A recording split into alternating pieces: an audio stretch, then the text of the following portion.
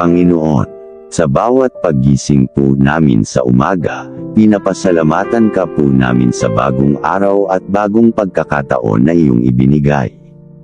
Gabayan mo po sana ang aming mga hakbang upang kami manatili sa iyong landas ng kabutihan at pagmamahal.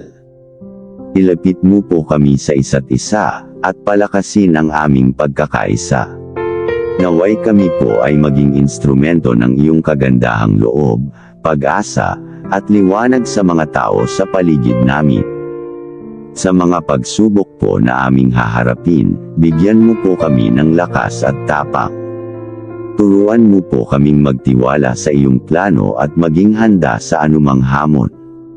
Hiling po namin na palaging maging gabay ka, hindi lamang po para sa aming sarili, kundi para sa mas malawak na komunidad.